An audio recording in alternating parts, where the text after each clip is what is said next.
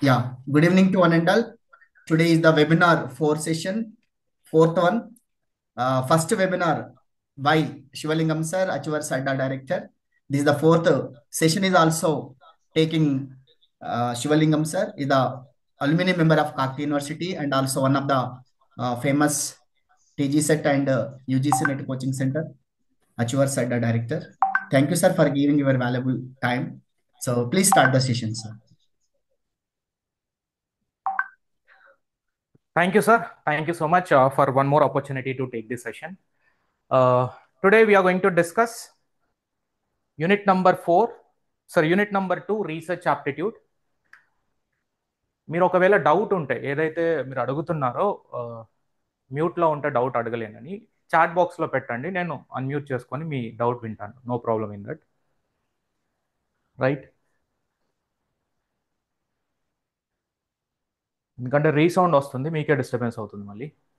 So unit number 2, research aptitude.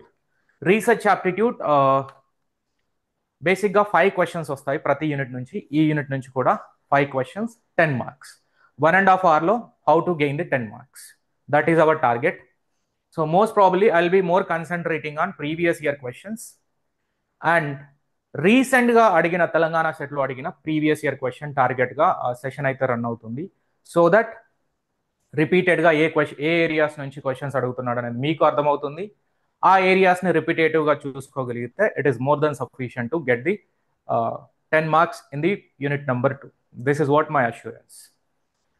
So as I told, నేను first సెషన్లో కూడా చెప్పాను, మనకి కొన్ని ప్రీవియస్ ఇయర్ క్వశ్చన్స్ తప్పనిసరిగా చేయాల్సిందే. అందులో 2024 రీసెంట్గా జరిగింది, 2023 అండ్ 2022, 2019, రైట్? సో ఇక్కడ ఒక 6 అండ్ ఇవి ఒక 3 షిఫ్ట్లు ఉన్నాయి, 4 ఇలా. సో ప్రజెంట్ నా కాన్సన్ట్రేషన్ వచ్చేసి ఈ 6 షిఫ్ట్లో జరిగిన రీసెర్చ్ ఆప్టిట్యూడ్ క్వశ్చన్స్ అనేవి మీకు ఎక్స్ప్లెయిన్ చేస్తాను. నేను క్వశ్చన్స్ మాత్రమే ఎక్స్ప్లెయిన్ చేయను, క్వశ్చన్లో ఉన్న కన్సెప్ట్తో సహా వెళ్తాను. సో ఈ 30 క్వశ్చన్లు సాల్వ్ చేసే టైంలో, ఎందుకంటే 6 క్వశ్చన్ పేపర్స్, ఒక్కొక్క క్వశ్చన్ పేపర్లో 5 క్వశ్చన్లు అడుగుతాడు కాబట్టి రీసెర్చ్ ఆప్టిట్యూడ్లో 30 క్వశ్చన్స్ ఇక్కడ ఉంటాయి. ఈ 30 క్వశ్చన్స్లో at least you are going to gain 50 to 60 points for sure. ఎందుకంటే క్వశ్చన్ నుంచి concept reverse approach we are going to do it in this particular class. ఇదేంటంటే తక్కువ టైంలో ఎక్కువ చేసుకోగలరు. మీరు ఆన్సర్ అనేది చెప్తా ఉండండి చాట్ బాక్స్లో. Please do not type anything, do not talk anything over the call. Only chat బాక్స్లో మాత్రమే ఆన్సర్ ఇవ్వండి.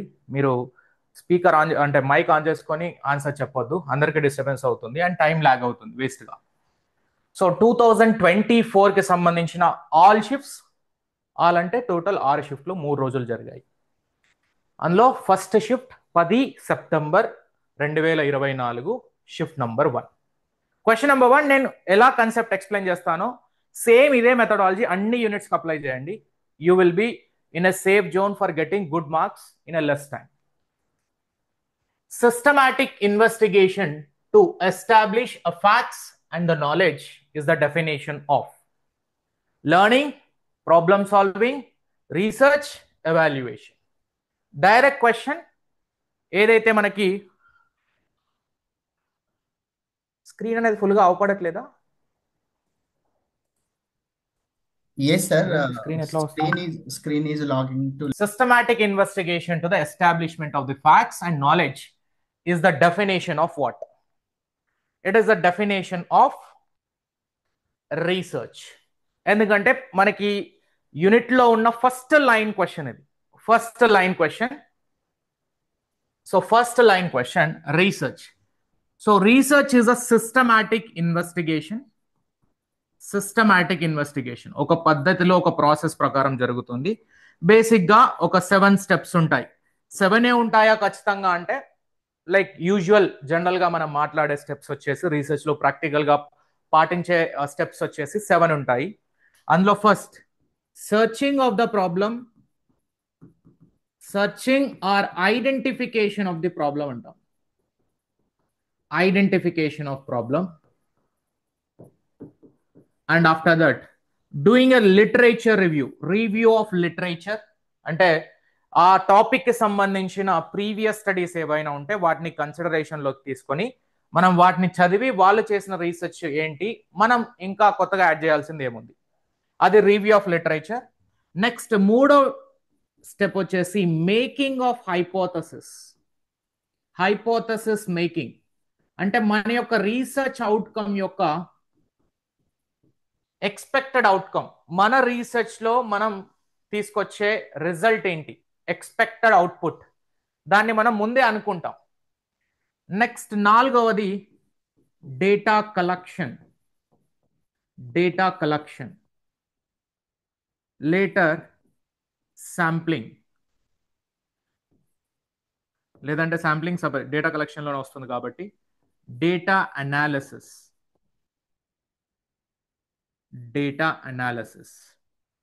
అండ్ ఆరవది data interpretation, and finally reporting. ఇట్లా 7 స్టెప్స్ లో జరుగుతాయి. ఈ డేటా ఇంటర్ప్రిటేషన్ కంటే ముందు మనకి హైపోథసిస్ టెస్టింగ్ కూడా రాయొచ్చు. హైపోథసిస్ టెస్టింగ్ ఏదైతే మనం కలెక్ట్ చేసిన డేటాని, సో దాన్ని హైపోథసిస్ టెస్టింగ్, ఫస్ట్ ఏదైతే మేకింగ్ ఆఫ్ హైపోథసిస్ ఎక్స్పెక్టెడ్ చేస్తామో దాన్ని మనం టెస్ట్ చేస్తాము. Later will write the interpretation based on the result. ఇది మనకు ఒక sequential investigation of the steps of the research basic గా జరిగేది. So meaning of the research, re plus search, searching again and again for something new. Already ఉన్న research, ఉన్న studies ఏవైతే ఉన్నాయో వాటిని బేస్గా చేసుకొని, ఉన్న థియరీస్ని బేస్గా చేసుకొని కొత్తది ఇంకేం మనం ఇన్వెంట్ చేయగలము, లేదంటే ఇంకొక థియరీని ప్రపోజ్ చేయడం కానీ, that is what research. It is a systematic investigation with a process. When studying the lived experience of a specific community, researcher might employ specific community. Visible, everything clear now.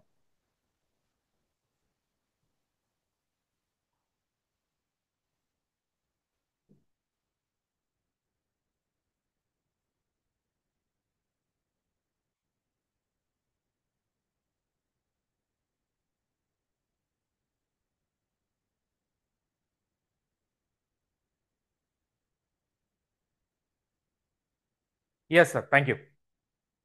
So when studying the lived experience of a specific community, a researcher might employ positivist approach with a standardized survey, post-positivist approach through in-depth interview.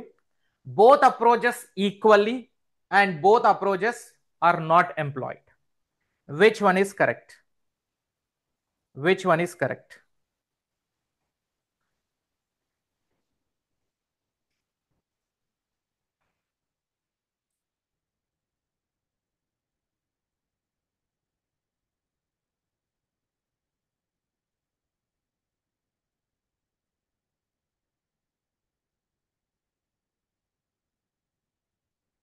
Yes, everybody went wrong. ఇక్కడ మనకి రెండు చిన్న కన్సెప్ట్లు తెలియాలి, only 2 concepts.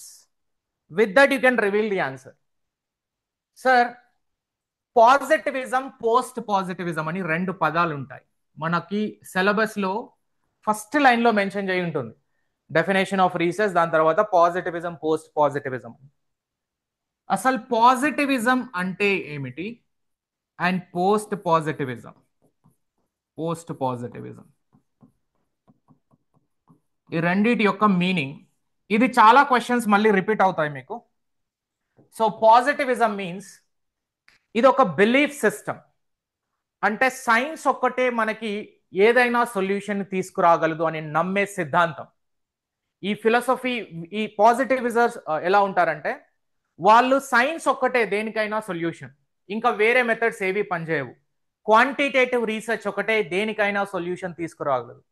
So there is only a single reality exist in the world, that is నమ్మే ఫిలాసఫీయే positivism. Science is only single reality. Quantitative approach ని follow అవుతుంది, and దీన్నే డిడక్టివ్ అప్రోచ్ అంటాం మనం.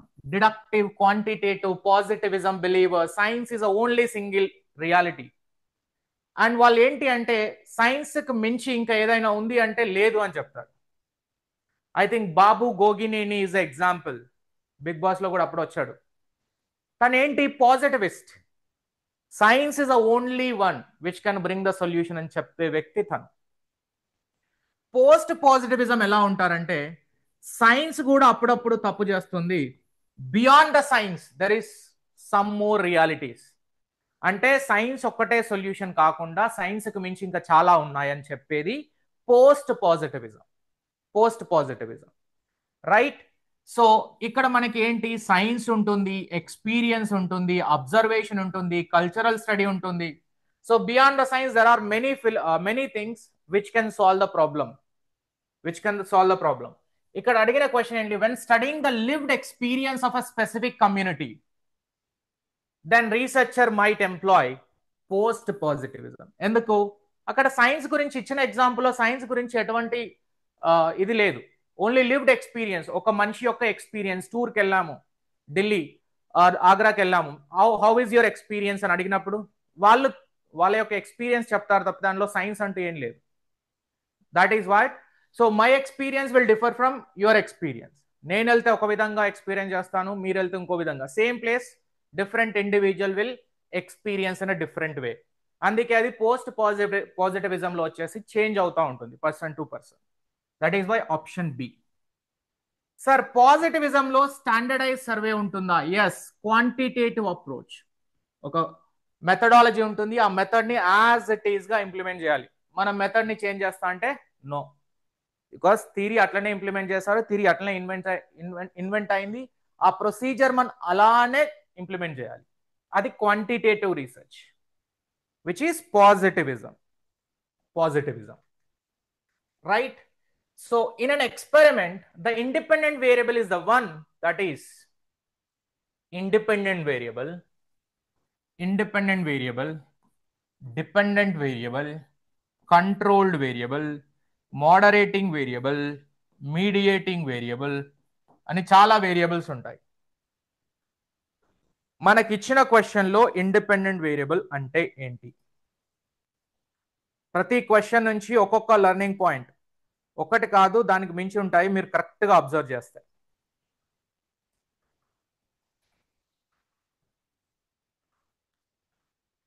ఇండిపెండెంట్ ఎక్స్పెరిమెంటల్ రీసెర్చ్ అంటే ఏంటి? ఎక్స్పెరిమెంటల్ రీసెర్చ్, సో నేను ఒక 5 మెంబర్స్ పైన నేను ఎక్స్పెరిమెంట్ కండక్ట్ చేస్తున్నా. ఒక 5 మెంబర్స్ని క్లాస్లో నుంచి తీసుకున్నా. ఈ క్లాస్లో నుండి 5 స్టూడెంట్స్, ఒకరు టాపర్ ఉన్నారు, ఒకరు డల్ స్టూడెంట్, ఒకరు డిఫరెంట్గా ఒక మెథడాలజీ ఇంప్లిమెంట్ చేసి ఈ స్టూడెంట్స్ ఒక 3 నెలలు కనుక వీళ్ళని అబ్జర్వేషన్లో పెడితే, ఎక్స్పెరిమెంట్ వీళ్ళపైన కండక్ట్ చేస్తే, మనం ఇచ్చే ఇన్పుట్ని బట్టి, అంటే టీచర్ చెప్పే టీచింగ్ని బట్టి టీచర్ మెథడాలజీ ఎక్కువ ఇంపాక్ట్ అవుతుందా, లేదంటే టీచర్ ఇచ్చే మోటివేషనా, టీచర్ ఇచ్చే స్టడీ మెటీరియలా, లేదు టీచర్ ఇచ్చేవి ఏవి కాకుండా వాళ్ళ సెల్ఫ్ మోటివేషన్ ఎక్కువ ఇంపాక్ట్ అవుతుందా, దీనివల్ల వీళ్ళ యొక్క స్టడీ అండ్ వాటి యొక్క రిజల్ట్, ఎగ్జామ్ రిజల్ట్ అనేది ఎంతవరకు ఇంపాక్ట్ అవుతుంది. అంటే ఈ 5 స్టూడెంట్స్లో టీచింగ్ మెథడాలజీయా, లేదంటే టీచింగ్ మెటీరియలా, లేదంటే teacher motivation R L student self motivation, ఈ అన్ని ఫ్యాక్టర్లో ఏది ఎక్కువ ఇంపాక్ట్ అవుతుంది అనేది నేను కనుక్కోవాలి. అది నా ఎక్స్పెరిమెంట్. సో నేను ఆ ఎక్స్పెరిమెంట్ చేసేటప్పుడు జనరల్గా ఒక వేరియబుల్ రీప్లేస్ చేసి ఫస్ట్ టీచింగ్ మెథడాలజీ కొన్ని రోజులు అబ్జర్వ్ చేస్తాను, అది ఎట్లా ఎగ్జామ్ రిజల్ట్ తీస్తాను, దాని ప్లేస్లో మెటీరియల్ ఇస్తాను అండ్ రిజల్ట్ చెక్ చేస్తాను. దాని తర్వాత మోటివేషన్, మళ్ళీ రిజల్ట్ చెక్ చేస్తాను. తర్వాత స్టూడెంట్ సెల్ఫ్ మోటివేషన్. సో ఒక వేరియబుల్కి ఇంకొక వేరియబుల్ రీప్లేస్ చేసినప్పుడు దాని యొక్క ఇంపాక్ట్ అనేది ఈ డిపెండెంట్ ఫైనల్ అవుట్పుట్ని మనం డిపెండెంట్ అంటాం, ఆర్ దీన్నే ఎఫెక్ట్ అంటాం. ఎఫెక్ట్ ఆర్ ది ఇండిపెండెంట్ వేరియబుల్ని కాజ్ అంటాం. ఈ కాజ్, ఈ రీజన్ వలన, ఏ రీజన్ వలన ఈ ఎఫెక్ట్ అనేది ఎక్కువ ఉంది, అట్లా ఒక వేరియబుల్ ఇంకొక వేరియబుల్ రీప్లేస్ చేయడం అంటే మ్యానిపులేట్ చేయడం. సో ఫైనల్గా ఏ వేరియబుల్ ఎక్కువ ఇంపాక్ట్ చేస్తుంది? టీచింగ్ మెథడాలజీ 70%, ఒక 5% మెటీరియల్, మోటివేషన్ వచ్చేసి ఒక 15% అండ్ ఒక 10% సెల్ఫ్ మోటివేషన్. సో ఇట్లా నేను ఆ ఇండిపెండెంట్ వేరియబుల్ అంటే కాజ్, దాని యొక్క ఇంపాక్ట్ అంటే ఇది డిపెండెంట్ వేరియబుల్ అవుతుంది. ఈ రెండింటికి మధ్య ఒకటి కాన్స్టెంట్ గా ఉంటుంది. ఏంటది? ఈ రెండింటికి మధ్య మన సిలబస్ అనేది అందరు స్టూడెంట్స్ కి కామన్, దాన్నే కంట్రోల్డ్ వేరియబుల్ అంటాం. Controlled variable. సో ఇంకొక ఎగ్జాంపుల్, ఆప్షన్ ఇచ్చేసి టు ఆన్సర్. ఎగ్జాంపుల్ ఒకసారి చూస్తే ఇండిపెండెంట్ వేరియబుల్, ఇక్కడ నీళ్లు పోస్తే మొక్క పెరుగుతుంది, రైట్? నీళ్ళు ఎంత ఎక్కువ పోస్తే అప్పుడప్పుడు చచ్చిపోతుంది, బట్ ఎగ్జాంపుల్ తీసుకోండి. ఎక్కువ నీళ్ళు పోస్తే చచ్చిపోతుంది కదా సార్ మొక్క, కానీ అట్లా కాకుండా ఎంతైతే కావాలో అంత నీళ్ళు పోస్తున్నాం, లిక్విడ్, దెన్ మొక్క అనేది పెరుగుతుంది, రైట్? సో వాటర్ అనేది ఇండిపెండెంట్ వేరియబుల్. వాటర్ ప్లేస్లో ఏ లిక్విడ్ ఇచ్చినా అది గ్రో అవుతుంది యూజువల్లీ. అండ్ డిపెండెంట్ వేరియబుల్, ఇక్కడ పెరుగుతున్న మొక్క డిపెండెంట్, అంటే ఈ మొక్క యొక్క గ్రోత్ వచ్చేసి ఈ వాటర్ పైన డిపెండ్ అయ్యి ఉంది. సో ఇది కాజ్, ఇది ఎఫెక్ట్. మ్యానిపులేషన్ అనేది దీన్ని చేస్తాం సో దట్ దీని యొక్క ఇంపాక్ట్ అనేది పడుతుంది. అండ్ అన్నిట్లో కాన్స్టెంట్ ఏంటి? పాట్. ఇది కంట్రోల్డ్ వేరియబుల్, దీన్నే కంట్రోల్డ్ వేరియబుల్ అంటాం, right? Controlled variable. Telugu I can't understand. Madam, basically, this is for the Telangana set, right? Hope you understand. Sharing your research findings with a wider audience through presentations or publications falls under the step of.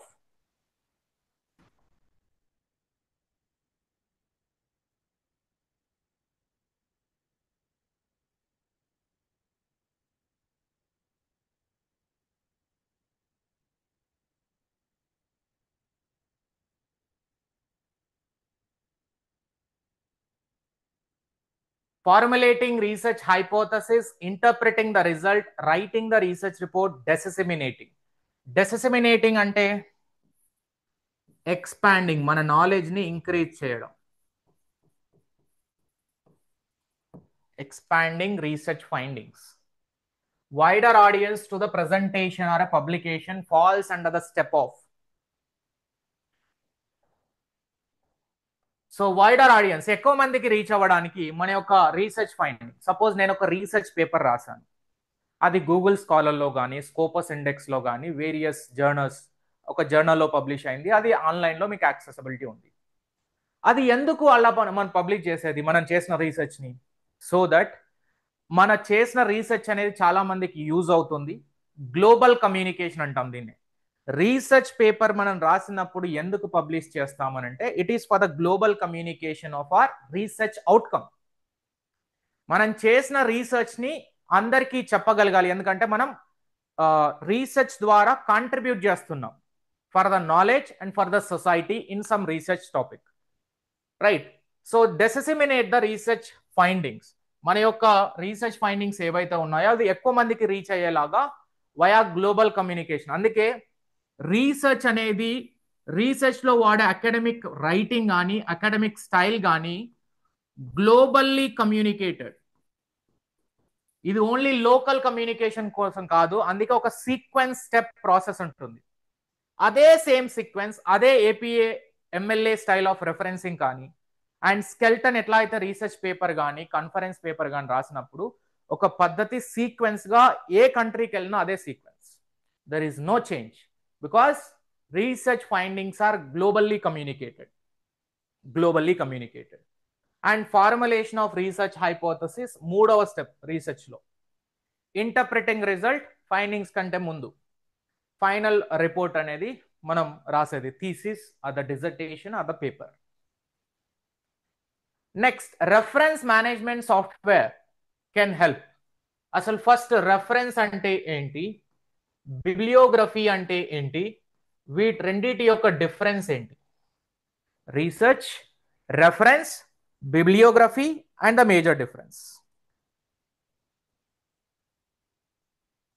ఇచ్చిన question ఏంటి? Reference management software.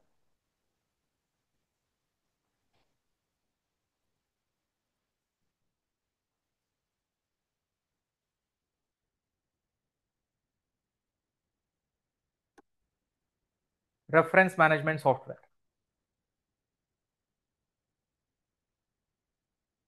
Reference meaning రీసెర్చ్లో. Sir నేను ఒక topic పైన suppose social media influence on UGC NET aspirant, ఇది నేను topic తీసుకొని దీనిపైన రీసెర్చ్ రాశాను, పేపర్ ఆర్ ఏదైనా తీసేసి అనుకోండి. రాసినప్పుడు నేను రాసే క్రమంలో ఏదైతే సోర్సెస్ నేను రిఫర్ చేశాను, వెబ్సైట్స్ కానివ్వండి, ఛానల్స్ కానివ్వండి, బుక్స్ కానివ్వండి, మిగతా వాళ్ళు ఆల్రెడీ ఇటువంటి టాపిక్ పైన రాసిన రీసెర్చ్ పేపర్స్ కానివ్వండి, ఏవైతే నా నాలెడ్జ్ యాజ్ అ రీసెర్చర్ నా నాలెడ్జ్ కోసం నేను రెఫర్ చేసి నేను ఈ రీసెర్చ్ స్టడీని చేయడానికి యూజ్ చేసుకున్నానో అదన్నీ బిబ్లియోగ్రఫీలో వస్తాయి. All the sources which I referred, అంటే ఇవి నేను నా రీసెర్చ్ లో వాడానా లేదా, whether I cited or not,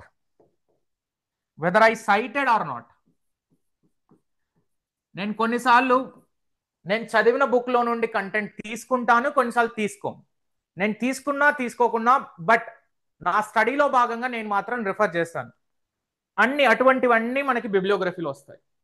ఈ బిబ్లియోగ్రఫీలో ఉన్న 1000 రిసోర్సెస్ లో మనం రెఫర్ చేస్తే ఇందులో నుంచి 100 స్టడీస్, బుక్స్ కానివ్వండి, వెబ్సైట్స్ కానివ్వండి, research papers or the thesis ఏదైతే ప్రీవియస్ లో రిఫర్ చేసిన ఈ బిబ్లియోగ్రఫీలో 100 సోర్సెస్ నుంచి మనం మన డేటా అనేది తీసుకొని we used in our research which are cited, only cited. So ఏదైతే మనం రీసెర్చ్ లో వాడామో అవి మాత్రమే మెన్షన్ చేస్తే దాన్ని రెఫరెన్స్ అంటాం. రెండింటికి మధ్య డిఫరెన్స్. మొత్తం చదివింది మనం యూజ్ చేసినా చేయకున్నా అది బిబ్లియోగ్రఫీ. అందులో నుంచి ఓన్లీ మనం యూజ్ చేసింది, మన స్టడీలో మనం ఇంక్లూడ్ చేసింది రెఫరెన్స్ వస్తుంది. ఈ రెఫరెన్స్ మేనేజ్మెంట్ కి ఒక ఫార్మాట్ ఉంది. ఇష్టం వచ్చినట్టు రాస్తా అంటే కుదరదు. APA American psychological association and MLA modern language association అని, చికాగో, IEEE అని different formats of style of referencing. So అందులో మనకి APA MLA రెగ్యులర్ గా వాడేది చాలా వాటిల్లో. సో ఆ మేనేజ్మెంట్ సాఫ్ట్వేర్ ఉంటుంది, మెండలీ అని ఒక సాఫ్ట్వేర్, చాలా సాఫ్ట్వేర్స్ ఉన్నాయి, క్విల్బోట్ అని. సో ఈ రెఫరెన్స్ ని ఒక ఫార్మాట్ లో అరేంజ్ చేయడానికి సాఫ్ట్వేర్స్ ఉంటాయి. So that is what organizing and formatting your reference in specific style. APA కానీ MLA కానీ మన రీసెర్చ్ స్టడీకి అనుగుణంగా మన స్పెసిఫైడ్ డొమైన్ ఉంటుంది. కామర్స్, మేనేజ్మెంట్, సోషల్ సైన్సెస్ ఒకటి, మ్యాథమెటిక్స్ అండ్ ఇంజనీరింగ్ ఒకటి, ఇట్లా డిసిప్లిన్ బట్టి ఆ స్టైల్ అనేది మనం ఫిక్స్ చేస్తే సాఫ్ట్వేర్లో ఆ స్టైల్ సెలెక్ట్ చేసుకుంటే ఆటోమేటిక్గా ఆ సీక్వెన్స్లో మనం ఈ టోటల్ స్టడీస్ని అందులోకి డంప్ చేస్తే ఆటోమేటిక్గా ఆ సీక్వెన్స్లో వచ్చేస్తాయి. That is what referencing style of formatting. Right, 5 క్వశ్చన్లు చూసాం. ఇలానే డీటెయిల్గా ఉండాలి. 5 క్వశ్చన్లు చేస్తాం మనం ఇప్పటికి. రెండవ shift, which are the following is not a common type of research. Research లో కామన్ టైప్ కానిది ఏంటి?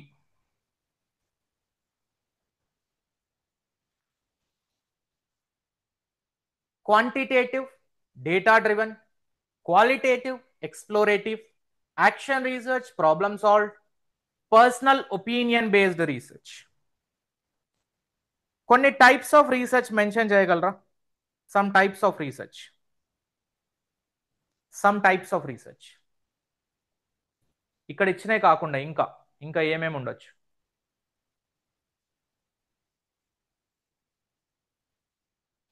Experimental, descriptive, exploratory, historical, action. వా, super sir. Not a common type of research. Personal opinion based research అనేది మనకు లేదు, మిగతావన్నీ ఉన్నాయి. ఒక్కసారి చార్ట్ కనుక చూస్తే ఇందులో అన్ని టైప్స్ ఆఫ్ రీసెర్చ్ ఉంటాయి. All types of research are covered here. You look at objective ని బేసిస్ గా చేసుకుంటే descriptive research, historical research, evaluation research, correlational, explanatory, exploratory, experimental, ex post facto. ఖచ్చితంగా మనకి తెలంగాణ సెట్ లో టచ్ చేసిన ఏరియాస్ నేను చెప్తాను. 1, హిస్టారికల్ రీసెర్చ్, ఎక్కువగా అడిగిన question historical research. Second, experimental and ex post facto, exploratory, not explanatory. Qualitative and quantitative research, most important. Next వచ్చేసి longitudinal research. Next ethnographic research అని ఒకటి ఉంటుంది, ఇక్కడ మెన్షన్ చేసామా? Yes, ethnographic research. Descriptive research ఇక్కడ. So ఈ 6 నుంచి 7 types ఖచ్చితంగా చూసుకోండి. ఏదో ఒక టైప్ ఆఫ్ రీసెర్చ్ నుంచి ప్రతి షిఫ్ట్లో ఒక క్వశ్చన్ వస్తుంది 100%. లాస్ట్ షిఫ్ట్లో ఎక్స్పెరిమెంటల్ రీసెర్చ్ అడిగాడు. ఎక్స్పెరిమెంటల్ రీసెర్చ్ ఈవెన్ ఈ ఫండమెంటల్ అప్లైడ్ యాక్షన్ రీసెర్చ్ కూడా ఇంపార్టెంట్ సార్. అన్ని పెట్టండి టిక్ అనిపిస్తుంది, కాకపోతే మనకి రిపీట్ అయినవి కూడా చూసుకోవాలి కదా. సో ఈ టైప్స్ ఆఫ్ రీసెర్చ్ అడిగిన వాటిల్లో పర్సనల్ ఒపీనియన్ బేస్డ్ అనేది ఒక డేటా కలెక్షన్ మెథడ్ అవుతుంది తప్పితే అది టైప్ ఆఫ్ రీసెర్చ్ అవ్వదు. Right. Next positivism, post positivism. నేను దీని యొక్క డిఫరెన్స్ అనేది మీకు లాస్ట్ షిఫ్ట్లో ఒక క్వశ్చన్లో ఎక్స్ప్లెయిన్ చేశాను. ఇప్పుడు ఆన్సర్ అనేది కరెక్ట్గా రావాలి. Positivism and post positivism.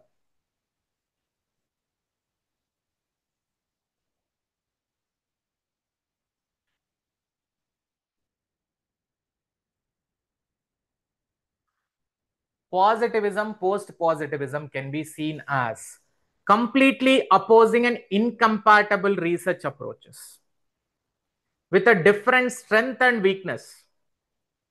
Outdated positivism and valid approach is post-positivism.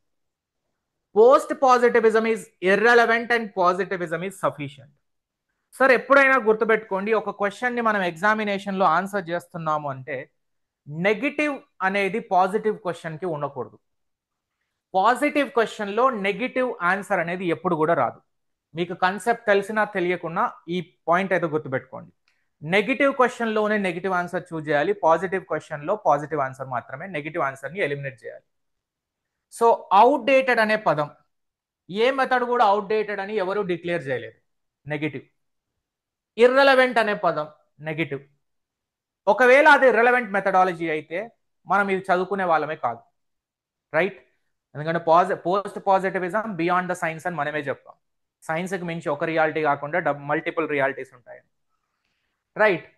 And completely opposing, ఎవరు కూడా ఆపోజిట్ ఉంటుందని చెప్పలేదు. ఆపోజిట్ ఉంటుంది అని చెప్పినప్పటికీ వాళ్ళు సైన్స్ని రిజెక్ట్ చేయలేదు. పోస్ట్ పాజిటివిజం పాజిటివిజంని రిజెక్ట్ చేయకుండా సైన్స్ తో పాటుగా ఇంకా చాలా ఉన్నాయని చెప్పిందే post positivism. So opposing is a wrong word and incompatible రెండు వాటి యొక్క క్వాంటిటేటివ్ క్వాలిటేటివ్ రీసెర్చ్ లో అవి జనరల్ గా పోస్ట్ పాజిటివిజం వచ్చేసి మనం క్వాలిటేటివ్ రీసెర్చ్ ఇండక్టివ్ అప్రోచ్ అంటాం, అండ్ పాజిటివిజం వచ్చేసి quantitative deductive approach. So incompatible approaches అంటే తప్పు, అది మళ్ళీ it is very much compatible approach. అందుకే ఆ రెండు అప్రోచ్లు ఉన్నాయని మనం చదువుకున్నాం. సో ఇప్పుడున్న ఒకటే ఒక ఆప్షన్ కాంప్లిమెంటరీ, అంటే ఒకదానికొకటి సపోర్ట్ చేసుకుంటూ దేనికి సంబంధించిన స్ట్రెంగ్త్ వీక్నెస్ దానికి ఉన్నాయి, ఒకటి సుపీరియర్ ఇంకొకటి ఇన్ఫీరియర్ అనేది. అంటే ఇది ఒక న్యూట్రల్ ఆన్సర్. మనకి ఈ వన్ సైడెడ్ ఆన్సర్స్ ని ఎలిమినేట్ చేసి న్యూట్రల్ ఆన్సర్స్ చూస్ చేస్తాం. Done. Next primary goal of descriptive research.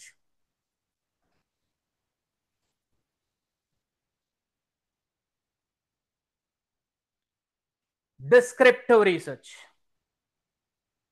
అంటే ఏంటి? డిస్క్రైబింగ్ యాజ్ ఇట్ ఈస్, ఉన్నది ఉన్నట్టుగా చెప్పేదే డిస్క్రిప్టివ్ రీసెర్చ్. ఉన్నది ఉన్నట్లుగా, describing as it is without any violation. Describing as it is, describing as it is. Right. So descriptive research is nothing but describing as it is. Describe and document the characteristics of a population. Answer అయితే అదే, you are correct. But మిగతా మూడు cause and effect అనేది ఏ research అవుతుంది? Answer please. Cause and effect మనం discuss చేసాం last shift లో. First question super excellent. Experimental research. Understand the historical event ఏ టైప్ ఆఫ్ రీసెర్చ్ అవుతుంది? Historical research. Historical research. ఇప్పుడు నలందా యూనివర్సిటీ గురించి రీసెర్చ్ చేయడం స్టార్ట్ చేసాం అనుకోండి, అది హిస్టారికల్ రీసెర్చ్. అంటే ఆల్రెడీ ఒక యూనివర్సిటీ ఎస్టాబ్లిష్ అయింది ఏన్షియంట్ ఇండియాలో, ఆ యూనివర్సిటీలో వేరే వేరే వాళ్ళు చదువుకున్నారు, వాటి గురించి రీసెర్చ్ చేసి మనం అవుట్కమ్ అనేది తీసుకురాగలిగితే అది హిస్టారికల్ ఈవెంట్స్ గురించి మనం స్టడీ చేస్తున్నాం. సో అది historical research.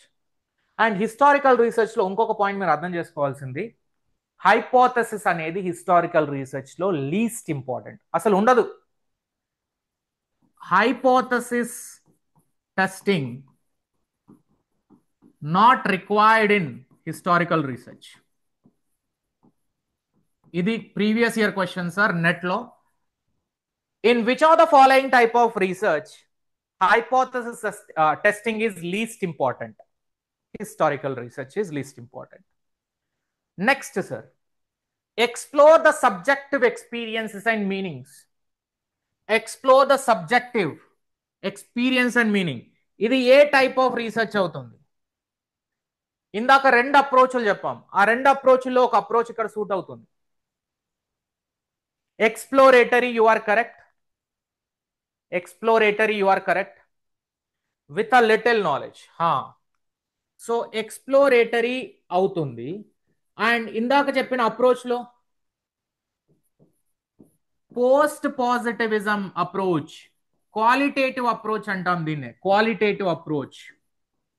Post positivism or qualitative approach అంటాం, right? Qualitative, subjective, post positivism, inductive, ఇవన్నీ keywords. Post positivism, qualitative, inductive, subjective, non numerical, అన్ని కూడా పోస్ట్ పాజిటివిజంలో. పాజిటివిజంలో ఏమొస్తాయి? పాజిటివిజం, క్వాంటిటేటివ్, డిడక్టివ్, ఆబ్జెక్టివ్, ఇవన్నీ positivism, right? Exploring, exploratory research అంటే ఏంటి? Yes sir, what happened? Exploratory research, exploratory research అంటే ఒక తెలిసిన చిన్న ఇన్ఫర్మేషన్ పట్టుకొని, ఐ థింక్ చాలా మంది సిఐడి అనే సీరియల్ చూసుంటారు.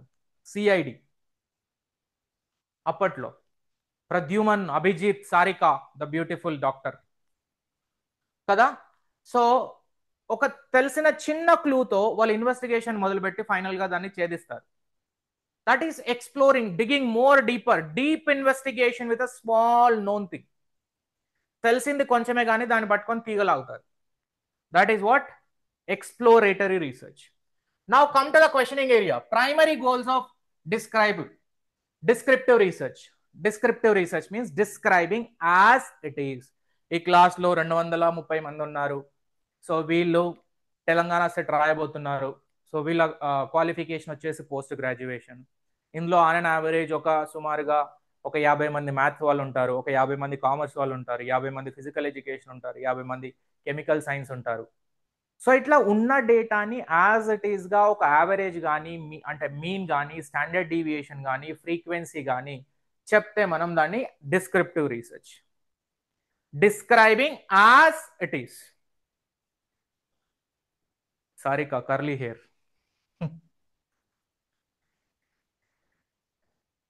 A comprehensive review of previous studies related to your topic falls under the step of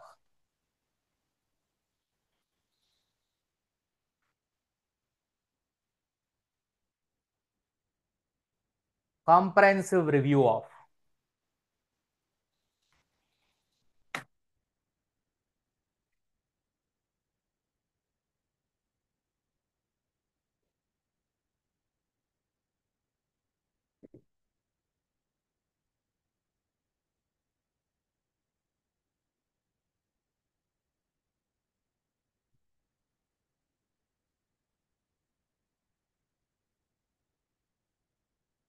Previous studies related to your topic falls under. Sir, literature review. Ichchen option, review of existing literature is the correct answer. Option 2, perfect. But review of literature meaning enti? ఎందుకు చేస్తాం? ఒక టాపిక్ని identify చేశాక మనకి ఏమనిపిస్తుందంటే ఈ topic నేనే first time చేస్తున్నా అనిపిస్తుంది. కానీ ఆల్రెడీ చాలామంది చేస్తుంటారని మనం తెలుసుకోవాలి. చాలామంది వాళ్ళు ఏం చేశారో చదవాలి. వాళ్ళ యొక్క ఫైండింగ్స్ ఏంటి, కంక్లూజన్స్ ఏంటి, ఏం రాశారు. సో అందులో వాళ్ళు చేయని గ్యాప్ ఏంటి మనం ఐడెంటిఫై చేయాలి. సో ఈ నాలెడ్జ్ అంతా ఎట్లా వస్తుంది? మనం వాళ్ళు చేసిన స్టడీని, మన టాపిక్ రిలేటెడ్గా ఉన్న స్టడీని, వాళ్ళు ప్రీవియస్లో చేసిన రీసెర్చర్స్ యొక్క స్టడీని కరెక్ట్గా చదవగలిగితే ఒకటి నాలెడ్జ్ గెయిన్ అవుతాం.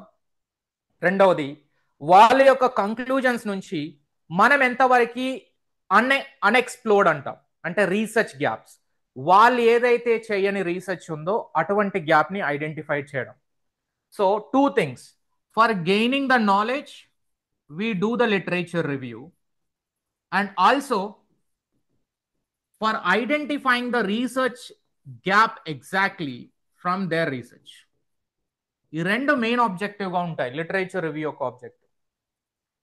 To know the I'm using both the way. Here we are compelled to speak in Telugu as it is meant for the Telangana set. Kindly understand that one, but I am doing justice for you also, don't worry. So knowledge and research gap. These are the two main objectives for the literature review. So reviewing the existing literature is the answer for this question. Ethical research requires.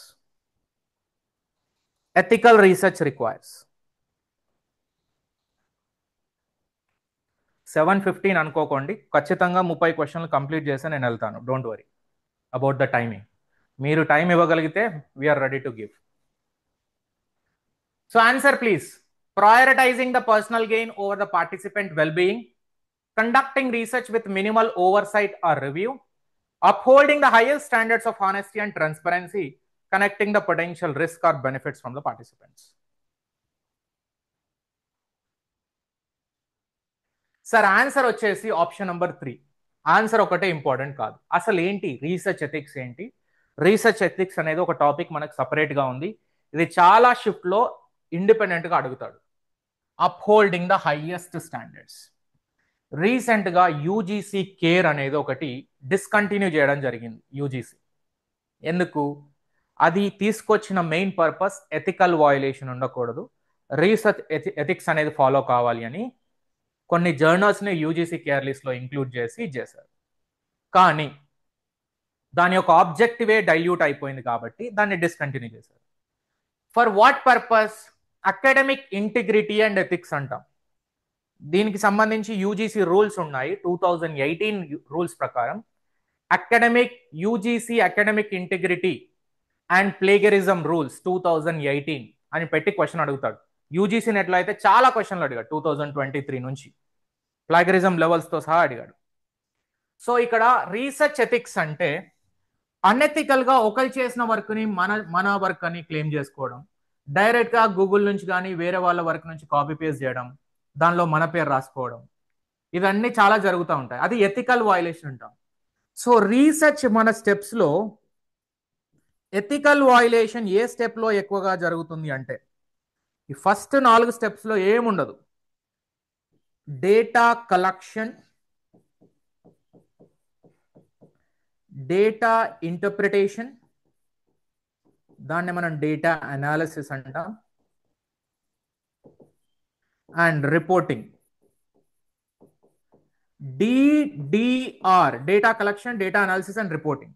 ఈ 3 steps of research లో ethical violation అనేది vulnerable ఉంటుంది. Vulnerable అంటే highest ethical violation. Data ఇష్టం వచ్చినట్టు collect చేస్తారు, and చేసిన analysis నోడుగా కింద మీద చేసి అవుట్పుట్ తీసుకొస్తారు. రిపోర్టింగ్ కూడా అక్కడ వచ్చిన అవుట్పుట్ రాయకుండా ఇంకేదో రాస్తారు, మనకు కావాల్సిన అవుట్పుట్ రాస్తారు. సో అట్లా మ్యానిపులేషన్ అనేది ఎక్కువగా జరిగే, అంటే రీసెర్చ్ ఎథికల్ వయోలేషన్ అనేది ఎక్కువగా జరిగేది ఈ 3 స్టేజెస్లో రీసెర్చ్లో. అండ్ ఎథిక్స్ అనేది 3 రకాలు ఉంటుంది వయోలేషన్. ఒకటి falsification, please note down, falsification, fabrication and plagiarism. Can anyone tell the difference? Plagiarism అంటే సింపుల్ గా ఇంకొకరి వర్క్ ని కాపీ పేస్ట్, వాళ్ళ పేపర్ నుంచి మన పేపర్లోకి కాపీ పేస్ట్ చేయడం, మన పేరు రాసుకోవడం, అది ప్లేగరిజం. ఫాల్సిఫికేషన్, ఫ్యాబ్రికేషన్ వచ్చేసి copy paste. Falsification and fabrication వచ్చేసి, ఫాల్సిఫికేషన్ అంటే ఆల్రెడీ డేటా మన దగ్గర ఉంది, డేటా ఉంది, ఆ ఉన్న డేటాని మ్యానిపులేట్ చేయడం, దట్ ఈస్ ఫాల్సిఫికేషన్. ఫ్యాబ్రికేషన్ అంటే ఏంటి అంటే we are creating some non existing data, అసలు డేటానే లేదు, దాన్ని మనం సృష్టిస్తున్నాం డేటాని. ఇట్లా ఉంది అని ఒక ఎక్సెల్ షీట్లో 1 1 2 2 3 3 4 4 అని ఒపీనియన్స్ మనమే రాసేసి మనమే డేటా అనేది క్రియేట్ చేస్తున్నాం. అది ఫ్యాబ్రికేషన్. ఫాల్సిఫికేషన్ అంటే గర్ల్స్ మేకప్ వేస్తారు కదా, original reality Aadhaar card photo వేరు, మేకప్ వేసిన ఫోటో వేరు, అది ఫాల్సిఫికేషన్. స్నాప్చాట్ ఫిల్టర్ పెట్టి ఇన్స్టాగ్రామ్లో వాట్సాప్ స్టేటస్ పెట్టినప్పుడు మనం ఏంటి, ఫాల్సిఫైయింగ్. అది ఉన్న రియాలిటీని ఇంకో మాస్క్ వేస్తున్నాం, అంటే ఉన్న డేటాని మ్యానిపులేట్. ఇదేంటి, ఫ్యాబ్రికేషన్. ఫ్యాబ్రికేషన్ అంటే అసలు డేటానే లేదు, కొత్తది క్రియేట్ చేయడం, ఫ్యాబ్రికేషన్. రైట్. సో ఈ 3 టైప్ ఆఫ్ ఎథిక్స్ వయలేషన్ అనేది జరుగుతుంది రీసెర్చ్లో. Fabrication, falsification, plagiarism. ఏ స్టేజ్లో జరుగుతుంది, ఈ స్టేజ్లో. Right, that's it. 10 క్వశ్చన్లు complete. Next 11th September shift 1. Credibility, objectivity, replicability are the important characteristics of.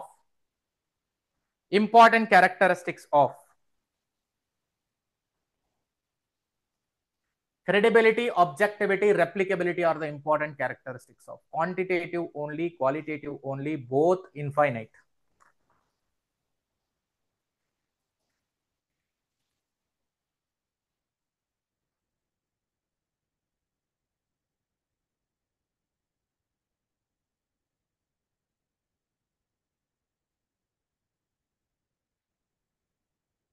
Remember, ఏ ఆబ్జెక్ట్, క్రెడిబిలిటీ అయినా, ఆబ్జెక్టివిటీ అయినా, రెప్లికబిలిటీ అయినా అన్ని టైప్స్ ఆఫ్ రీసెర్చ్ లో వస్తుంది. Why only qualitative and quantitative? Because all these are basic characteristics.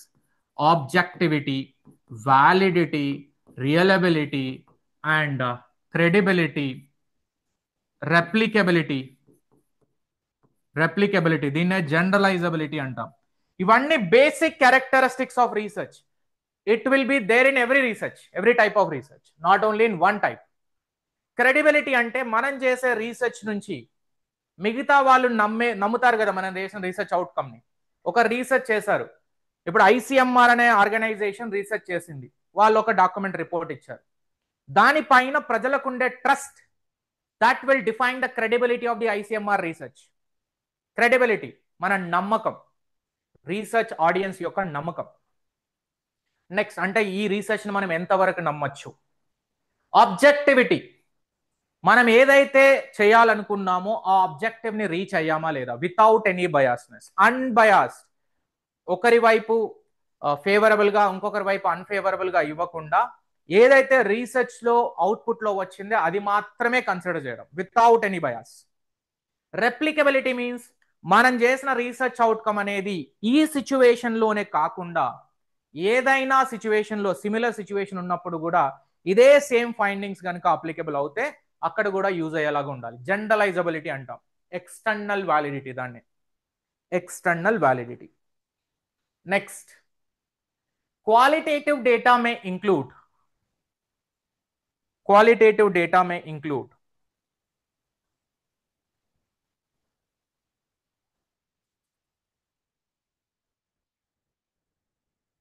qualitative data may include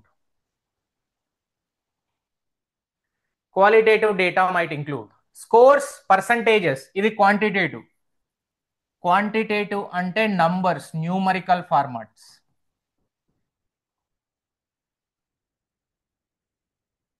Numerical. Right? Interview transcripts, observation, open-ended responses. Interview transcripts, observation, open-ended responses. ఇది మనకి qualitative అవుతుంది. Qualitative research అంటే, qualitative రీసెర్చ్లో జనరల్గా numbers అనేవి ఉండవు. అమ్మాయి బాగుంది, అందంగా ఉంది, ఇదేంటి క్వాలిటీ. అండ్ ఇంటర్వ్యూ జరిగింది, ఇంటర్వ్యూలో ఏం జరిగింది అనేది రాయడం, క్వాలిటీ. అబ్జర్వేషన్, మనం ఏం అబ్జర్వ్ చేసాం తనలో.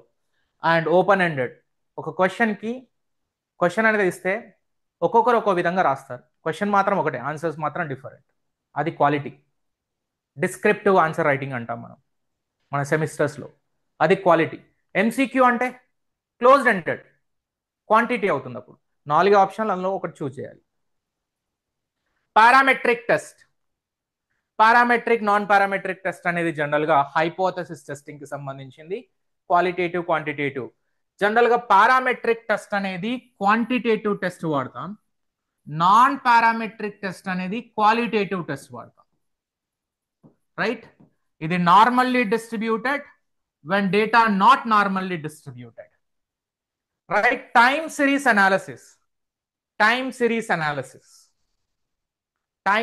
analysis కూడా ఇక్కడ క్వాలిటేటివ్ క్వాంటిటేటివ్ సంబంధించింది కాదు, అది బేస్డ్ ఆన్ ద టైం. అంటే ఒక టైం పీరియడ్ కి ఇంకొక టైం పీరియడ్ కి కంపారిజన్, అది డిఫరెంట్ టోటల్, అసలు దీనికి సంబంధం లేదు, just for the confusion they given. Historical research focus on investigating current phenomena and the trends, researchers' own experience, opinion and belief of a group, past events and their impact. Wow, super. One-sided answer. Historical, past is a keyword.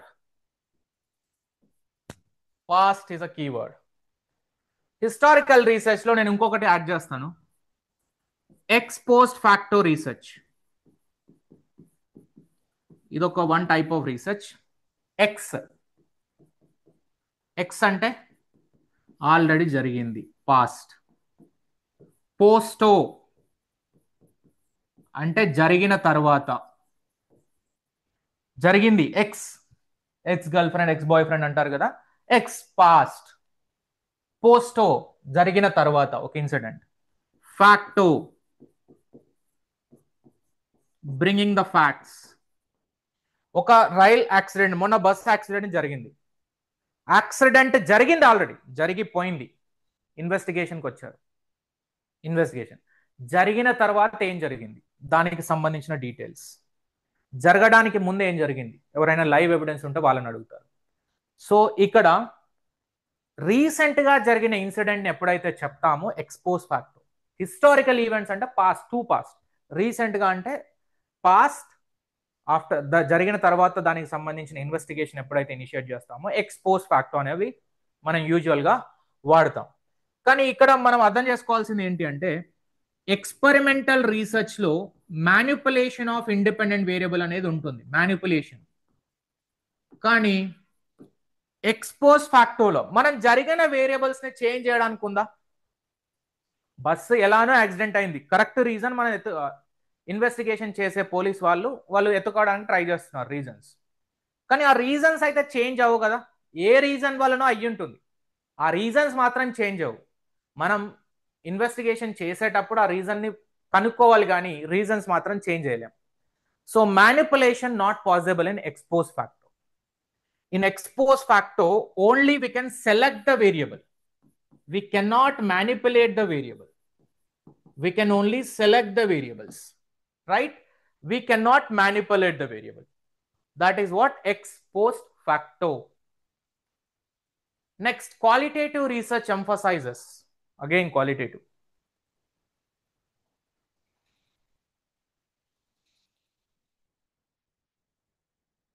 ఎవరైతే answer చేయరో, silent గా bed మీద పడుకొని వింటున్నారో, ఖచ్చితంగా చెప్తున్నా fail అవుతారు.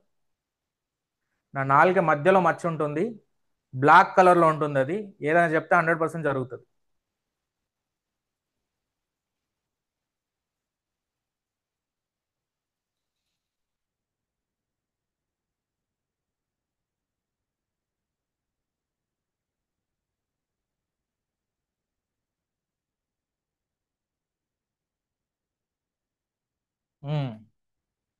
మన దగ్గర బెదిరింపులకు భయపడరు, కానీ నిమ్మకాయ మచ్చికి భయపడతారు.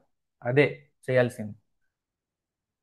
So qualitative research emphasises in depth understanding of the experience and meaning.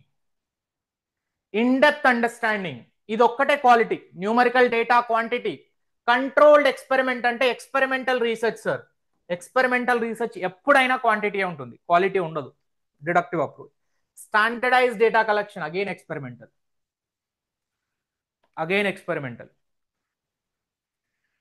Right? ICT tools should be used ethically in research.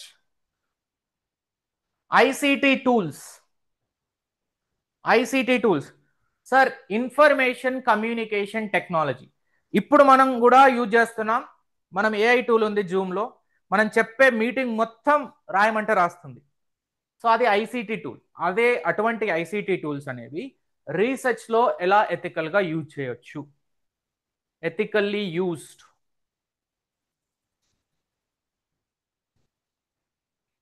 Copying and pasting the content from online sources. Copy paste, don't give the credit. Without proper citation అంటే ఇవ్వాల్సిన credit ఇవ్వకుండా వాళ్ళ content మనం తీసుకోవడం, copy paste చేయడం. ఇది ఎట్లా అంటే ఇన్స్టాగ్రామ్ నుంచి డౌన్లోడ్ చేసి వాట్సాప్ స్టేటస్ అప్లోడ్ చేస్తారు కదా, వాళ్ళే వీళ్ళంతా. Respecting the copyright laws, acknowledge the work of others. Wow, వాళ్ళ వర్క్ని రికగ్నైజ్ చేసి కింద pic credit PC, photo taken by my friend Lasya అని కింద పెడతారు కదా, అది copyright. Giving a credit with a proper citation. Fabricating and manipulating, ఇప్పుడే చెప్పా, fabrication and manipulation is ethical violation. Sharing confidential research data, నీకు ఒక్కరికే చెప్తున్నా, అమ్మతో నేను ఎవ్వరికి చెప్పలేదు, మళ్ళీ ఎవ్వరికి షేర్ చేయొద్దు, వాడు పోయి ఇంకొకరికి చెప్తాడు, అదే ఓపెన్ కాన్ఫిడెన్షియల్ అవుతుంది అప్పుడు. So when you are sharing the confidential data with others, it will lose the ethical principle, right? So answer వచ్చేసి ఎథికల్ గా ఏది కరెక్ట్? లీగల్ గా రూల్స్ అన్ని ఫాలో అవుతూ వాళ్ళ యొక్క వర్క్ ని రికగ్నైజ్ చేస్తే అది ఎథికల్ గా correct. 11th September shift number 2, question number 1.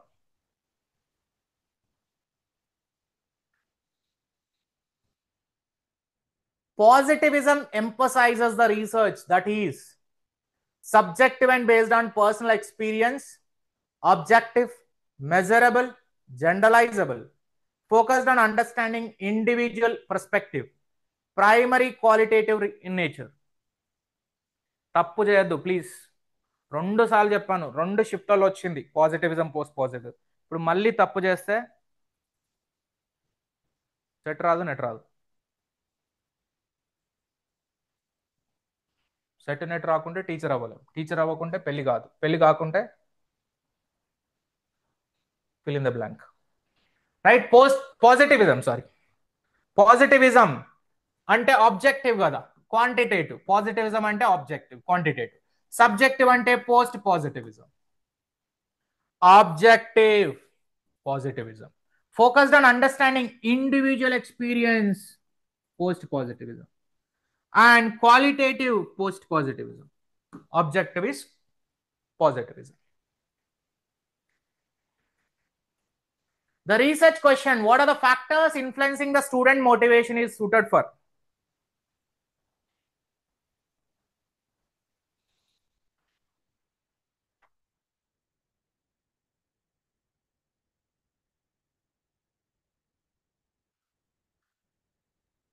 Research question, what are the factors influencing the student motivation? Student motivation is more suited for it.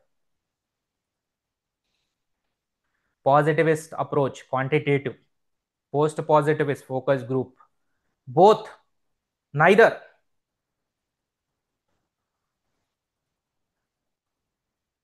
Both. ఎందుకు? 2 ఇచ్చినప్పుడు సేఫ్ సైడ్ వెళ్తే అయిపోతుంది కదా, 2 పెడదాం. ఏదో ఒకటి ఎగ్జామినర్ అనుకుంటాడు, కరెక్ట్ అయిపోతుంది. ఎట్లా అవుతాయి 2? హౌ? పాజిటివిజం మీనింగ్ మనకు తెలుసు, పోస్ట్ పాజిటివిజం మీనింగ్ మనకు తెలుసు. 3 క్వశ్చన్లు 4 క్వశ్చన్లు వచ్చాయి, మనం చేసినాం. కానీ ఇప్పుడు మాత్రం ఇది 2 అవుతాయి. ఏ కోణంలో అంటే ఏ యాంగిల్లో ఇది మీకు ఇందులో క్వాంటిటీ అనేది కనబడుతుందో నాకు చెప్పండి. How?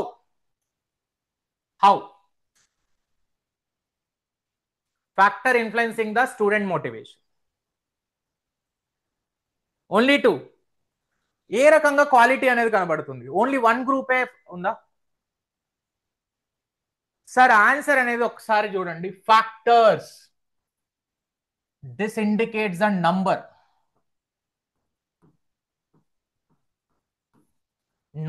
Factors, the factors are indicating a number. What are the factors? A factors student motivation ని ఇంపాక్ట్ చేస్తున్నాయి? స్టూడెంట్ మోటివేషన్ ని అంటే టీచర్ ఈ యొక్క మోటివేషనల్ ఫ్యాక్టరా, టీచర్ మెథడాలజీ ఫ్యాక్టరా, సిలబసా, లేకుంటే వాళ్ళ యొక్క టెస్ట్ స్కోర్కి సంబంధించా, అండ్ స్టడీ మెటీరియలా, లేకుంటే ఆన్లైన్ కోర్సా, ఎన్ని ఫ్యాక్టర్స్ ఉన్నాయి. ఈ అన్ని ఫ్యాక్టర్స్ వచ్చేసి స్టూడెంట్స్ యొక్క మోటివేషన్ ఇన్ఫ్లుయెన్స్ చేస్తున్నాయి. What are the all factors which can influence the student motivation, which can influence the ఈ నంబర్ ఏదైతే ఉందో factors, various number of factors can influence the student motivation. చాలా ఫ్యాక్టర్స్ ఉంటాయి student motivation. So ఈ student motivation అనేది quality అయినప్పటికీ ఈ number of factors అనేది క్వశ్చన్. స్టూడెంట్ మోటివేషన్ గురించి అడగలేదు question. What are the factors influencing the student motivation is more suitable for positivism. Quantitative number of factors. ఇక్కడ group అనేదే లేదు, స్టూడెంట్ మోటివేషన్ అని చెప్పాడు, గ్రూప్ గురించి మాట్లాడలేదు. So post positivism with focus group is wrong. Quantitative research relies on, మళ్ళీ అక్కడే quantitative research relies on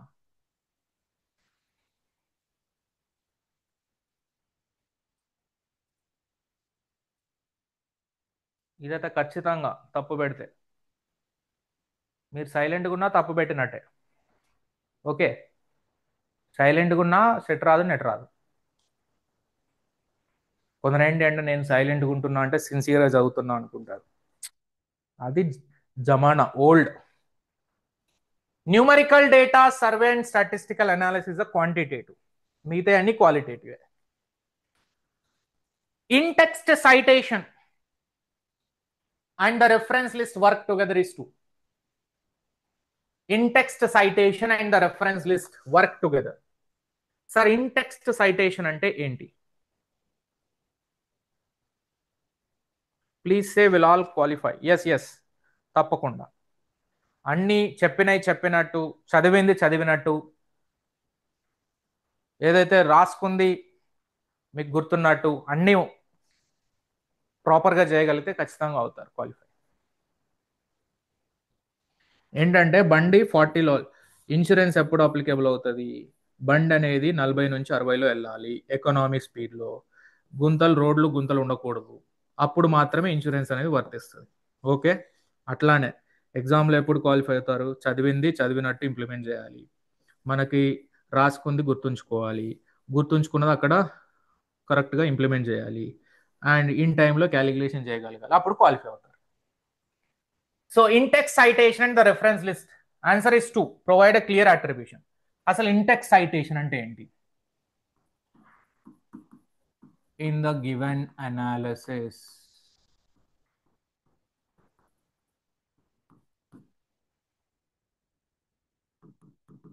X post facto something we are writing. ఈ పదం అనేది నేను ఒక పేపర్ నుంచి తీసుకున్నాను శివ 2019. సో ఇట్లా ఒక పారాగ్రాఫ్ రాస్తున్నప్పుడు మనం ఒక పదాన్ని కానీ ఒక పారాగ్రాఫ్ని కానీ వేరే దగ్గర నుంచి తీసుకున్నప్పుడు ఇన్ బ్రాకెట్లో ఇట్లా మెన్షన్ చేస్తాం వాళ్ళ యొక్క పేర్లు. అంటే ఈ పదాన్ని నేను ఈ పేపర్ నుంచి తీసుకున్నాను, ఈ సోర్స్ నుంచి తీసుకున్నాను, అది ఇన్ టెక్స్ట్ సైటేషన్. అంటే పారాగ్రాఫ్ మధ్యలో కానివ్వండి ఎక్కడైనా మనం వేరే స్టడీస్ నుంచి తీసుకున్న సోర్సెస్ని మెన్షన్ చేయడానికి వాడేది in text citation. Reference list అంటే మొత్తం రీసెర్చ్ రిపోర్ట్ అయిపోయిన తర్వాత లాస్ట్కి మెన్షన్ చేస్తాం. So provide attribution. And attribution అంటే వాళ్ళకి క్రెడిట్ ఇవ్వడం. ఈ పదాన్ని నేను ఈ స్టడీ నుంచి తీసుకున్నాను కాబట్టి వాళ్ళ యొక్క నేమ్ మెన్షన్ చేసి క్లియర్గా ఎథిక్స్ అనేది ఫాలో అవుతున్నాను. That is what in text citation. Next, plagiarism is the act of using someone else's work and ideas without proper attribution. It's important to avoid plagiarism by. Plagiarism ni avoid cheyali. Etla? How?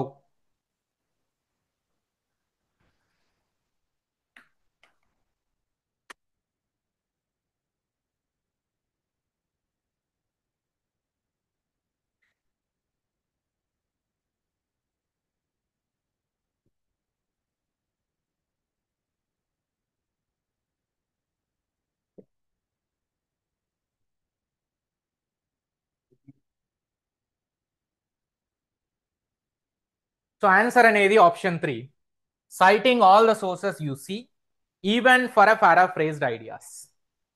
Citing all the sources that you see even for the paraphrased ideas. Sir ప్లాగరిజంని ఎట్లా avoid చేయగలం? మనం ఎక్కడి నుంచి అయితే copy paste చేస్తామో వాళ్ళ name mention చేసి ప్రాపర్ సైటేషన్ అనేది మెన్షన్ చేయడం ద్వారా క్రెడిట్ ఇస్తాం, అట్రిబ్యూషన్ అనేది యాడ్ అవుతుంది. సో అన్ని ఎథికల్గా ఫాలో అయినట్టు. అది జనరల్గా ప్లాగరిజంని అవాయిడ్ చేసే పద్ధతి. పారాప్రేజ్డ్ అంటే నువ్వు ఆల్రెడీ కాపీ పేస్ట్ చేసావు కానీ దాన్ని మళ్ళీ తిరగరాయడం. పారాప్రేజింగ్ అంటే తిరగరాయడం ద్వారా మీనింగ్ యాజ్ ఇట్ ఈజ్ ఉండదు కదా. నో, దాని మీనింగ్ ని తీసుకోవాలి తప్పితే జస్ట్ సెంటెన్స్ ఫార్మేషన్ పారాఫ్రేజ్ అయింది కదా అని తీసుకోకుండా ఉంటే మాత్రం we cannot do it. So even for a పారాఫ్రేజ్డ్ ideas. So అన్ని ప్రాపర్ గా మెన్షన్ చేయడం ద్వారా ప్లాగరిజం ని అవాయిడ్ చేయొచ్చు. కానీ ప్లాగరిజంలో మనకి యూజీసీ రూల్స్ 2018 ప్రకారం అకాడమిక్ ఇంటిగ్రిటీ రూల్స్ అని ఉంటాయి. సో ఇక్కడ ఏంటి అంటే 3 లెవెల్స్ ఉన్నాయి సార్. ఈ 3 levels ethical violation plagiarism levels అంటాం. ఫస్ట్ లెవెల్ వచ్చేసి మన ప్లాగరిజం, మన రీసెర్చ్ డాక్యుమెంట్ యొక్క ప్లాగరిజం అప్ టు 10% ఉంటే నో పెనాల్టీ. ఎవరికి కూడా పెనాల్టీ ఏముండదు, రైట్? ఎటువంటి పెనాల్టీ ఉండదు. సెకండ్ లెవెల్, ఫస్ట్ లెవెల్ యాక్చువల్గా ఇది 0 లెవెల్ అంటాం. ఫస్ట్ లెవెల్ 10 నుంచి 40%, 10 to 40% అంటాం. 10 to 40% కనుక మన ప్లాగరిజం రిపోర్ట్ వస్తే అప్పుడు ఈ రీసెర్చ్ డాక్యుమెంట్ ఏదైతే ఉందో రీసెర్చ్ రిపోర్ట్ క్యాన్సల్ చేసేసి, అంటే రివైజ్ రిపోర్ట్ అనేది మనం 6 months లో with in 6 months we need to submit the revise report. And ఒకవేళ సెకండ్ లెవెల్ 40% నుంచి 60% వచ్చింది అనుకోండి, 6 months నుంచి 18 months లోపు, 6 months నుంచి 18 months లోపు మళ్ళీ రివైజ్డ్ మ్యానుస్క్రిప్ట్ అనేది సబ్మిట్ చేయాలి. ఒకవేళ మోర్ దెన్ 60% వస్తే నీ రిజిస్ట్రేషన్ క్యాన్సిల్ చేసి ఇంటికి పంపిస్తారు, అంతే. ఇంకా మాటలు లేవు, మాట్లాడుకోలేవు. 60% పైన నువ్వు కాపీ కొట్టినావంటే చేసిన రీసెర్చ్ ఏం లేదని అర్థం. సో ఇక్కడ ఫ్యాకల్టీస్ కూడా పెనాల్టీ ఉంటుంది. 10 to 40 వచ్చినప్పుడు ఒక 1 year వరకు ఇంకొక వేరే స్కాలర్ని కానీ ఎవరిని కానీ సూపర్వైజ్ చేయడానికి, రీసెర్చ్ సూపర్విజన్ చేయడానికి వీలు లేదు. అండ్ 40 to 60 వచ్చినప్పుడు 2 years సూపర్విజన్ అనేది ఉండదు, ప్లస్ ఒక 1 annual ఇంక్రిమెంట్ కూడా లూజ్ అవుతుంది. అండ్ మోర్ దెన్ 60 వస్తే 2 annual ఇంక్రిమెంట్ పోతాయి, 3 years వరకు సూపర్విజన్ చేయడానికి లేదు. 3 years వరకు సూపర్విజన్ చేయడానికి లేదు, రైట్? సో అలా ఫ్యాకల్టీస్ కూడా, స్టూడెంట్స్ చేసిన తప్పుకి ఫ్యాకల్టీస్ కూడా, సూపర్వైజర్స్ కూడా పెనాల్టీ ఉంటుంది. సో స్టూడెంట్స్కి ఉంటుంది, సూపర్వైజర్స్కి ఉంటుంది penalty, both, right? 12th September last 10 క్వశ్చన్లు ఉన్నాయి. Post positivist approach acknowledge the role of. Post positivist approach acknowledge the role of.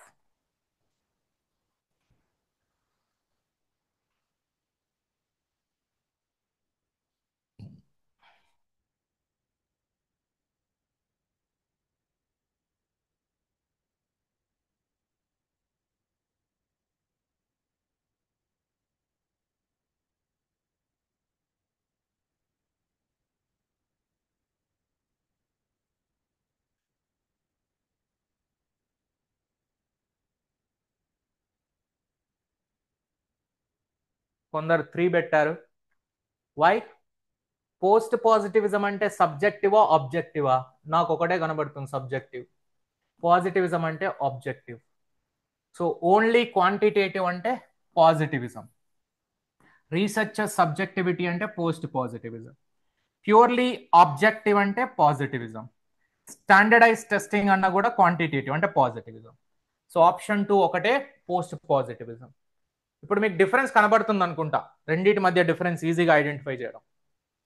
Next, choice between a positivist and post positivist approach depends upon researchers personal preference only, specific research question and objective, and availability of the funding and resources, research level of experience, researcher యొక్క experience.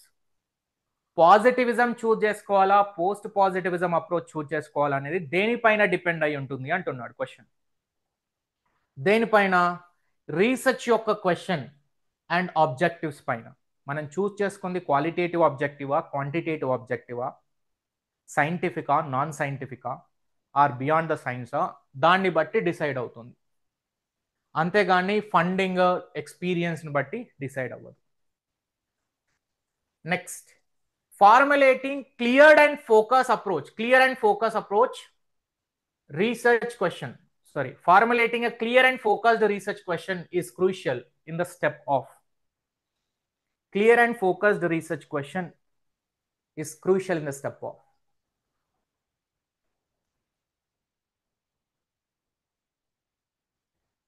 నిర్దిష్ట research question ని correct గా decide చేసే step research step. Selecting the method, existing literature, defining objective, data collection and analysis.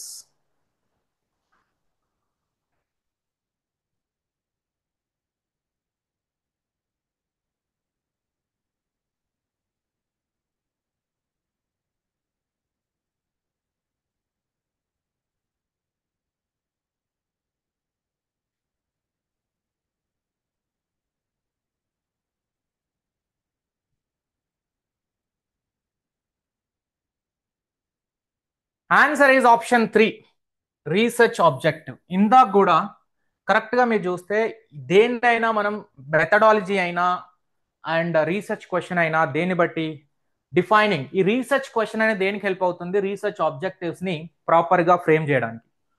Research question will be useful to define an objective. And ఈ research క్వశ్చన్ని మనం base చేసుకొని, మన objectives base చేసుకొని మన methodology, positivism, post positivism, quantitative, qualitative approach ని decide చేస్తాం. So question పైన డిసైడ్ అయి ఆబ్జెక్టివ్స్, ఆబ్జెక్టివ్స్ పైన డిసైడ్ అయి approach, quantitative, qualitative, positivism, post positivism, ఇలా. Drawing conclusions based on analysed data, addressing the research question occurs during the step of.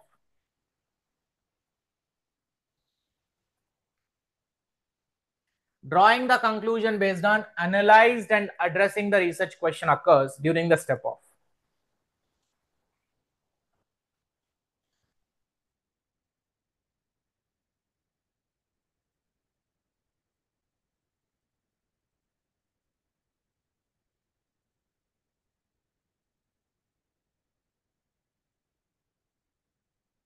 Answer is option 2, interpreting the result. Interpreting the result. So drawing conclusion based on analyzed data and addressing the question occurs during the step of. తీసుకొచ్చిన డేటాను, ఏదైతే data collect చేసామో దాన్ని analysis చేసిన దానిపైన interpretation and reporting చేయడం.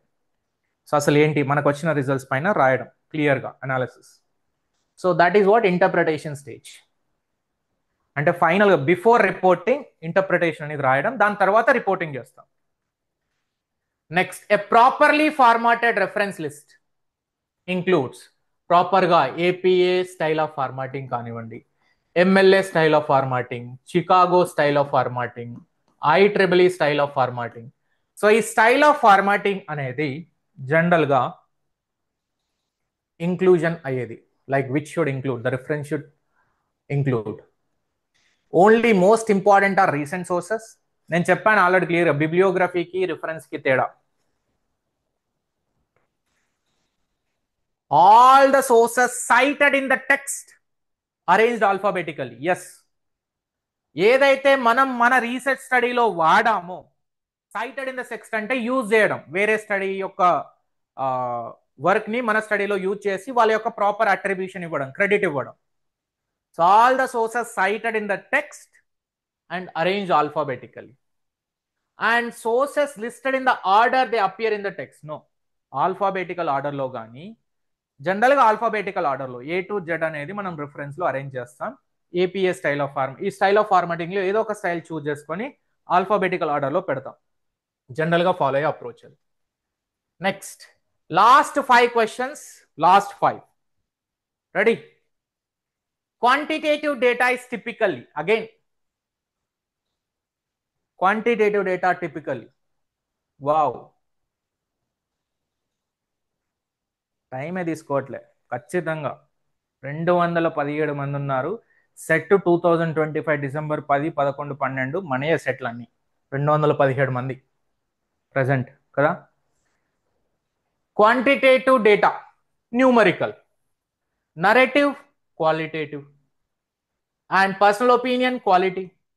Not used either positivism or post positivism. Positivism కానీ post positivism కానీ రెండు యూజ్ చేయం. సో ఇక్కడ అసలు క్వాంటిటేటివ్ చెప్పలేం, క్వాలిటేటివ్ చెప్పలేం, మనం రెండు యూజ్ చేయమని చెప్పు. విచ్ రీసెర్చ్ మెథడ్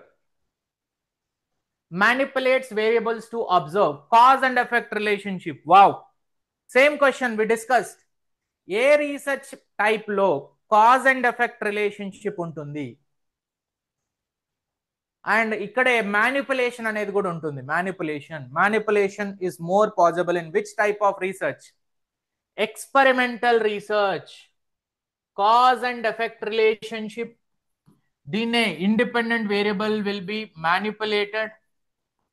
ఈ మ్యానిపులేషన్ కి ఇంకో పదం ఏం వాడతారంటే ర్యాండమైజేషన్ అని వాడతారు సార్, కన్ఫ్యూజ్ అవ్వద్దు. Randomisation, right? Randomisation. So experimental research. And historical research descriptive, describing as it is. Historical research past events. Qualitative అంటే non numerical. Both qualitative quantitative data can be used in quantitative and qualitative. దీన్నే రెండు methods use చేసినప్పుడు దాన్ని triangulation అని అంటాం. Triangulation. So ఒక స్టడీలో quantitative qualitative రెండు కనుక యూజ్ చేస్తే ఇది మిక్స్డ్ మెథడాలజీ కానీ ట్రయాంగులేషన్ కానీ అంటాం. Triangulation or the mixed methodology. Both. Citation should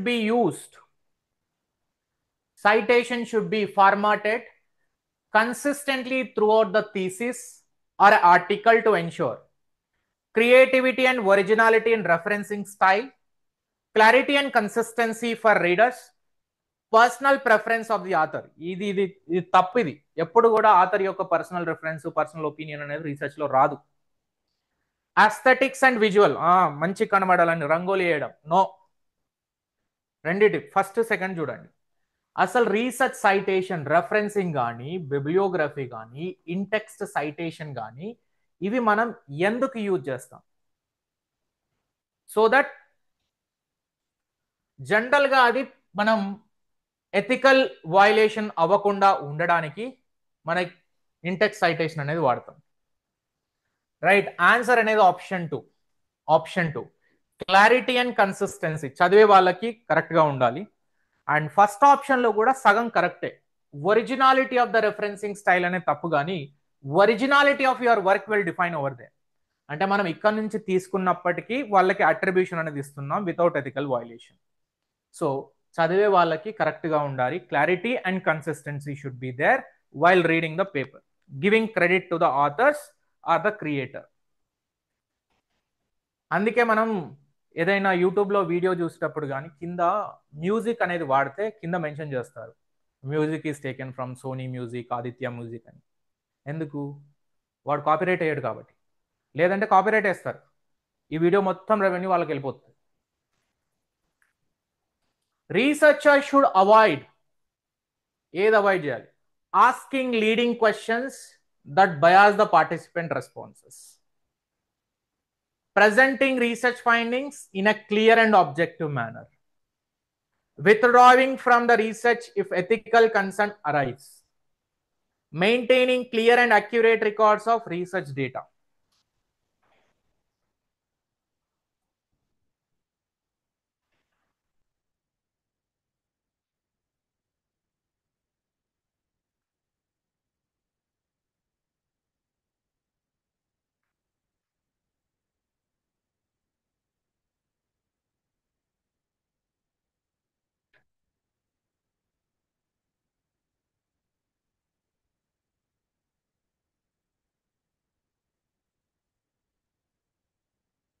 researcher should avoid, ఏది అవాయిడ్ చేయాలి? Answer is option 1, asking leading questions. Leading questions అంటే ఏంటి? లీడింగ్ క్వశ్చన్స్ అంటే మ్యానిపులేటివ్ క్వశ్చన్స్. ఇప్పుడు నేను ఒక క్వశ్చనర్ ప్రిపేర్ చేస్తున్నప్పుడు ఫస్ట్ పేరు అడగాలి, తర్వాత ఎడ్యుకేషన్ అడగాలి, జెండర్, ఇట్లా 1 by 1 క్వశ్చన్ మెల్లిగా సబ్జెక్ట్లోకి వెళ్ళిపోతాం. అంతేగాని ఫస్టే తీసుకొచ్చి సబ్జెక్టివ్ క్వశ్చన్ అడిగామనుకోండి, you are trying to manipulate the researcher directly, you are trying to manipulate the participant. ఎవరైతే పార్టిసిపెంట్ ఇదే ఆన్సర్ ఫిల్ చేయు అని మన క్వశ్చన్ చెప్తుంది. సో మన క్వశ్చన్లోనే ఇదే ఆన్సర్ మీరు ఇవ్వాలి అని వాళ్ళకి హింట్ ఇవ్వడం, అది leading question. Are you going to qualify for the Telangana SET 2025? Are you going to qualify for the TG SET? You say yes, I know that. నాకు తెలుసు మీరు ఎస్ అనే ఆన్సర్ ఇస్తారని, అందుకే నేను ఆ క్వశ్చన్ అడిగాను. సో దాన్ని లీడింగ్ క్వశ్చన్ అంటాం. Researcher he want some answer, ఏదైతే ఆన్సర్ కావాలో ఆన్సర్ కి తగ్గట్టుగా క్వశ్చన్ ని ఫ్రేమ్ చేస్తాడు. That leading question should create a biasness, it will create a biasness. So అది ఖచ్చితంగా రీసెర్చ్ లో ఉండకూడదు.